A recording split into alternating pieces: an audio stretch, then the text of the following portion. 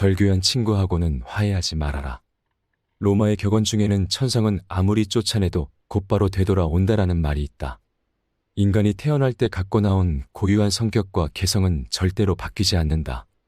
3살 버릇이 80까지 가는 것이 아니라 태어날 때 성격을 무덤까지 갖고 가는 것이다. 인간은 자신의 고유한 본성을 결코 잊지 못하는 법이다. 인간의 행동은 이처럼 내재적인 본능의 지배를 받는 것이므로 똑같은 상황에서 똑같은 행동을 되풀이한다. 따라서 어떤 이유로든 한번 절교한 친구와 화해하는 것은 잘못이다. 그 친구는 훗날 똑같은 상황에서 똑같은 본능을 되풀이하기 때문이다. 그때 가서 그럴 줄 몰랐다고 말하거나 배신자라고 비난해야 소용없다. 한번 잘못을 저질러 해고한 하인을 불러들이는 것도 잘못이다. 사람은 일단 이해관계가 바뀌면 태도가 달라진다. 따라서 그 사람의 성격이 파악되면 그런 줄 알고 그를 대할 필요가 있다. 그리고 그를 받아들이는 경우에는 그와 헤어졌던 이유와 함께 받아들인다는 것을 명심해야 한다. 광물학자가 광물의 표본 자료를 갖고 물질의 특성을 표기해 주는 것처럼 앞으로 우리는 사람을 대할 때 우리가 관계를 맺고 있는 이웃 사람들의 성격적 특성을 마치 광물의 본래 특성처럼 분류해 둘 필요가 있다. 그 이유는 사람의 성격은 변하지 않기 때문이다. 남의 잘못을 고치는 일은 거의 불가능한 일이다. 남의 생각이나 의견은 반박해서는 안 된다. 남을 불합리한 생각과 허망에서 벗어나게 하려는 것은 비록 구약성서에 나오는 인물처럼 969세까지 살아도 그 목적을 달성할 수 없을 것이다. 또한 남과 얘기할 때는 아무리 호의적으로 말한다 해도 상대방의 잘못을 비난해서는 안 된다. 남의 감정을 사기는 쉽지만 그 잘못을 시정하기는 매우 어렵기 때문이다. 만일 남이 차마 귀로는 들을 수 없고 전혀 이치에 닿지 않는 말을 하더라도 개입할 필요가 없다. 단지 그가 서투른 연극을 하고 있다는 것을 알고 있으면 된다. 이 세상에서 진리나 교훈을 전하려는 사람이 혹시 자기의 임무를 완수했다면 그것은 행운에 속하지만 대부분의 사람들은 그 과정에서 오해와 푸대접을 받거나 아니면 저항과 학대에 시달릴 수밖에 없다.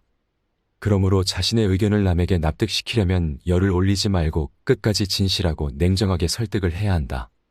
자기 의견을 말하면서 열을 올리면 듣는 사람은 그의 말이 지성에서 나온 판단이라기보다는 관철하려는 의지에서 나온 것이라고 생각하기 때문에 더욱 납득하려고 들지 않을 것이다. 비밀을 고백하면 비밀의 노예가 된다. 개인적인 비밀은 깊이 숨겨 두어야 한다. 아무리 친한 친구에게도 객관적인 자기 모습만 보여주는 것이 좋다. 주관적인 입장에서는 친구도 역시 남이기 때문이다. 만일 우리가 친한 친구라고 해서 모든 비밀을 말해버리면 나중에 뜻하지 않은 피해를 받을 우려가 있다. 옛부터 과묵함을 처세술의 근본으로 삼은 것은 그 때문이다. 아라비아의 격언을 보면 생활의 지혜가 담겨 있다. 적에게 알려서 안 될 일은 친구에게도 알리지 말라. 비밀을 지키면 비밀의 주인이 되지만 비밀을 고백하면 비밀의 노예가 된다. 그리고 평화의 열매는 침묵의 나무에서 열리는 법이다. 후회는 자신을 고문하는 짓이다. 조심해서 말 위에 안장을 얹어 놓아라. 그 다음에는 대담하게 말을 몰아라라는 말은 괴테의 격언집에 나온다. 남자는 일단 일을 시작하고 최선을 다한 후에 실패를 하면 그 다음은 깨끗이 잊어야 한다. 사람의 일이란 우연과 착오가 늘 곁에 따라다닌다. 우리는 불행한 일을 당하거나 자기가 하는 일이 좌절되면 이렇게 될 줄 몰랐다거나 그렇게 하지 않았더라면 이 정도까지 되지는 않았을 텐데 하고 후회를 한다. 그러나 그런 후회는 스스로 자신을 고문하는 짓이나 마찬가지이다. 그런 경우에는 이스라엘의 다비드 왕을 본받아야 한다. 다비드 왕은 어린 왕자가 병들어 누워있을 때 야훼에게 낫게 해달라고 간절히 기도를 드렸지만 왕자가 죽자 곧 몸을 일으킨 후에 기분을 전환하여 조금도 회한에 잠기는 일이 없었다. 그러나 성격상 좀처럼 체념할 수 없는 사람이라면 자신의 이성에 호소하여 우리들의 인생이란 숙명적으로 피할 수 없는 운명이 있다는 것을 인정해야 한다. 질투는 부도덕과 불행의 가시를 품고 있다. 질투는 인간의 자연스러운 본능 가운데 하나지만 부도덕과 불행의 가시를 품고 있다. 그래서 옛부터 질투는 우리들의 행복을 가로막는 적이자 죄악으로 간주되어 왔다. 우리는 가능한 한 질투라는 본능을 우리 인격에서 잡초처럼 뿌리 뽑아야 한다. 세네카는 자신의 소유에 만족하고 이를 즐기려면 남들과 비교하지 말라. 자기보다 더 잘 살고 더 많이 가진 자를 부러워하고 배 아파하는 사람은 결코 행복할 수 없다고 말하면서 행복하려면 자기보다 못한 자가 얼마나 많은가를 생각하라고 충고했다. 우리는 항상 위보다 아래를 보고 살아야 하며 자기보다 행복하다고 여기는 사람이 보기에만 그런 것인지 아니면 실제로는 불행을 감추고 사는지도 의심해야 한다. 사람이 자신을 위로하는 가장 빠른 방법은 자기보다 불행한 사람을 보는 것이다. 단조롭고 단순함이 행복에 이르는 길이다. 우리를 행복하게 하는 것은 아주 작고 사소한 일을 잘하는 데 있다. 사소하고 작은 일이란 무엇인가? 아무도 만나지 않고 혼자 책을 읽거나 음악을 듣거나 명상을 즐기고 혹은 마당을 쓸고 꽃을 바라보는 일 같은 것을 말할 수 있다. 일상의 평범한 일 그 자체를 말한다. 우리는 넓은 곳을 바라보기보다 좁은 시야에 바라볼수록 또 행동 범위가 넓은 것보다 좁을수록 더욱 행복을 누릴 수 있다. 세상을 넓게 보면 욕망이 커진다. 시야와 행동 반경이 넓어질수록 욕구가 더욱 발생하고 욕구가 생기면 그것을 이루려는 걱정과 불안이 증가된다. 사람을 많이 만날수록, 친구가 많을수록, 좋아하는 사람이 많을수록 소망과 욕구의 접촉 범위가 커지면서 불행을 자초할 수 있는 기회와 환경이 커진다. 행복해지기 위해서는 의지와 마음의 동요를 적게 해야 한다. 괴로움은 적극적인 마음에서 비롯되고 행복은 소극적인 마음에서 나온다. 마음의 안정과 고요와 평온함은 야망과 부산스럽고 시끄럽고 바쁜 것으로부터 오는 불행보다 훨씬 낫다. 우리는 성취 뒤에 오는 절망과 허물을 이미 알고 있기 때문에 이런 전제가 가능한 것이다. 작가나 화가나 음악가들이 예술 작품을 창작하면서 행복을 묘사할 때 전원적, 목가적 자연 풍경과 고요함과 아름다움을 그리는 것을 보아도 인간의 행복이 어디서 오는 것인지 잘 알 수 있다. 그들은 행복을 묘사할 때 늘 한적한 시골과 자연 풍경과 외로움과 고요함을 찬미하고 있지 않은가. 예술가들은 단조로움과 단순함이 행복의 기본적인 조건이라는 것을 잘 알고 있다. 단순하고 단조로운 삶, 그것만이 행복을 누리는 길이다. 결국 인간의 행복과 불행은 마음먹기에 달렸지만 단순하고 단조로움을 견딜 수 있는 사람은 지적인 생활을 감당할 수 있는 정신적 소양을 갖추어야 한다. 그래야만 권태라는 그늘에서 벗어날 수 있다. 슬픔의 눈물을 흘려본 사람이 기쁨의 눈물도 흘릴 수 있다. 인간은 고통을 느끼지만 고통이 없다는 것은 느끼지 못한다. 또 걱정은 하지만 걱정이 없다는 것은 못 느낀다. 두려움은 느끼지만 안전은 못 느끼며 갈증이나 욕망이나 희망은 느끼지만 그것을 손에 쥐게 되면 금세 흥미를 잃는다. 심한 갈증으로 허겁지겁 물을 마신 후에 남은 물은 버리는 것처럼 욕망도 충족되면 손에서 놓는다. 인생에서 중요한 세 가지 선이라고 할 수 있는 건강과 젊음과 자유조차도 그것을 누리고 있는 동안에는 전혀 느낄 수 없다. 아프지 않은데 병원에 가는 사람이 어디 있으며 젊음은 너무 당연한 얘기고 자유로울 때는 자유 그 자체가 없다. 그러나 경범죄로 파출소 철창에 들어가는 순간 자유가 얼마나 소중한가를 즉시 느끼게 된다. 인간은 행복할 때는 자신이 행복하다는 것을 느끼지 못하지만 불행해져야 그때가 행복했다는 것을 깨닫는다. 그렇다면 내게 현재의 행복이란 없고 행복은 과거의 기억으로만 존재한다는 얘기다. 향락과 쾌락에 대한 실감도 그것이 강할수록 감퇴되며 습관이 되면 없는 것과 똑같아진다. 그러다가 쾌락의 습관조차 끝나면 괴로움만 남게 된다. 권태는 시간을 느리게 만들고 쾌락은 시간 관념조차 없애버린다. 그렇다면 우리는 이런 결론에 도달할 수가 있다. 물이 나를 살리고 있다는 것을 깨닫기 위해서는 극단의 갈증이 필요한 것처럼 고통스러운 병고는 건강의 중요성을 깨닫게 해주고 늙었다는 것은 젊음의 소중함을 일깨워주고 극단의 구속은 자유의 소중함을 알려준다는 것이다. 그렇다면 우리가 지금까지 그토록 싫어하고 피해왔던 불행들이란 행복을 느끼기 위해 반드시 필요한 필수 조건이라는 것이다. 죽음 직전에 살아나야만 삶의 기쁨을 가장 크게 맛볼 수 있다면 우리는 모든 불행과 고통을 얻지 마다할 수가 있겠는가? 향락은 욕망을 달래는 도구에 불과한 것. 사람들은 청년기를 인생에서 가장 행복한 시기로 여기고 노년기는 비애의 시기로 보는 경향이 많다. 만일 인생에서 행복을 격동과 감동으로만 본다면 그 말이 맞을지도 모른다. 하지만 청년기에는 바로 그 격동과 감동에 의해 기쁨보다는 고통에 더 많이 시달린다. 그러나 노년기에는 격렬한 감동은 가라앉아 있고 청년기에 그토록 감격적인 일들도 명상적인 색채를 띠며 다가온다. 그 이유는 노년기에는 인식이 자유롭기 때문이다. 인식 그 자체에는 고통이 없다. 물론 감동이나 감격 그 자체가 인간을 행복하게 하는 것은 아니다.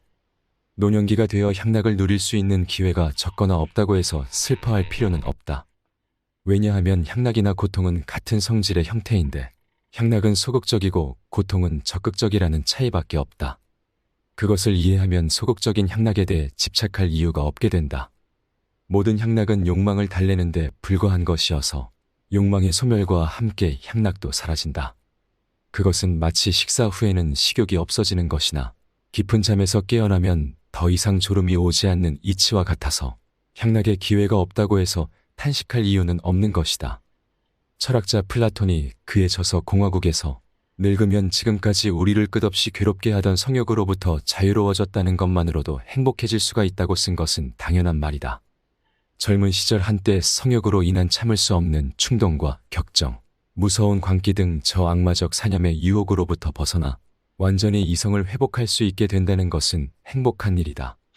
물론 청년기에는 그런 폭풍 같은 긴장의 시간들이며 우울함이나 비애가 깃들어 있어야 하고 노년기에는 평온하고 쾌활한 기분이 있어야 하는 것은 사실이다. 그 이유는 청년기에는 악마의 지배 밑에서 강제 노동을 감수해야 하므로 자유로운 시간이 쉽게 허락되지 않지만 성욕이 소멸된 후에는 생명의 핵이 소진되고 인간은 껍질만 남은 인형처럼 되어 있기 때문인지도 모른다. 고통이 없고 기쁨도 없다면 그것이 가장 행복한 상태이다. 내가 처세에 관해서 가장 큰 가르침으로 여기는 것은 철학자 아리스토텔레스의 니코마쿠스 윤리학에 나오는 다음과 같은 구절이다. 현명한 사람이 원하는 것은 쾌락이 아니라 고통이 없는 상태이다. 현명한 사람은 고통이 없기를 바랄 뿐이지 쾌락을 원하지 않는다. 예를 들어 우리 손에 작은 가시가 박혀서 몹시 심한 통증을 느끼고 있다고 해보자. 몸 전체는 건강하지만 그 점은 조금도 달갑게 여기지 않거나 전혀 관심이 없고 오직 가시에 찔린 통증에만 신경이 쏠려 다른 즐거움이나 기쁨을 도외시하고 만다. 그뿐만 아니다. 우리는 사업이 순조로운 편인데도 어느 한 가지 일이 뜻대로 안 되어 불만이 생기면 다른 일은 염두에 두지도 않는다. 우리가 피해 의식을 느끼고 괴로운 것은 이러한 마음의 작용, 즉 의지에 달려 있다. 이렇게 의지의 작용은 적극적이고 직접적이다. 아리스토텔레스의 가르침은 바로 그 점에 착안한 것으로 보인다. 우리는 쾌락과 안위를 목적으로 삼아서는 안 되며 단지 고통이 없는 평온함을 추구해야 한다. 만일 이런 처세 방법이 잘못이라면 우리는 프랑스의 작가 볼테르의 명언 행복은 한 조각의 꿈이며 고통만이 실제이다라는 말도 거짓이 되고 만다. 우리가 행복하게 산다는 것은 가능한 한 괴롭지 않게 간신히 견디면서 산다는 뜻이다. 인생은 쾌락을 누리기 위해서 사는 것이 아니라 괴로움을 어떻게 잘 견디는가를 수련하기 위해서 산다고 볼 수 있다. 그렇다면 행복도 마땅히 큰 기쁨과 쾌락을 누린 사람의 몫이 아니라 괴로움을 잘 견뎌낸 사람의 몫이 될 수밖에 없다. 만일 우리가 기쁨과 쾌락을 행복의 목표로 삼는다면 우리는 늘 자기 자신에 대한 불만과 이웃에 대한 시기와 질투로 더 큰 고통에 사로잡힐 것이다. 만일 현재 고통도 없고 권태도 없는 상태라면 당신은 지금 행복한 상태에 있다고 말할 수 있다. 그렇다면 우리는 결국 살아가면서 쾌락과 기쁨을 얻으려고 노력하지 말고 될 수 있는 한 괴로움만 없도록 노력해야 한다. 하지만 대부분의 사람들은 그렇게 하지 못하기 때문에 더욱 불행해지는 것이다. 잘 살기는 바라지도 않아 그저 아프지 않기만 바라는 거야. 우리는 생애의 초반이나 전반부에는 누구나 그렇듯이 행복에 대한 큰 갈망과 희망과 포부에 가득 차 있다. 그러나 생애의 후반부에 접어들면 다소 사람마다 차이가 있겠지만 우리가 그처럼 갈망하던 사랑이나 행복이나 야망이 한낱 망상의 산물에 불과하다는 것을 깨닫는다. 생애 후반부에서도 아직 그것을 깨닫지 못했다면 그는 여전히 생애 전반부에 살고 있거나 아니면 바보이다. 따라서 지혜로운 사람은 강렬한 쾌락보다는 다만 고통이 없기를 바랄 뿐이며 우리가 흔히 주위에서 보아온 재난이나 불행을 피할 수만 있다면 다행이라는 생각을 하게 된다. 잘 살기는 바라지도 않아 아프지 않고 살 수만 있으면 좋겠어. 당신의 입에서 그런 말이 나왔다면 당신은 이미 생애 후반부에 살고 있는 셈이다.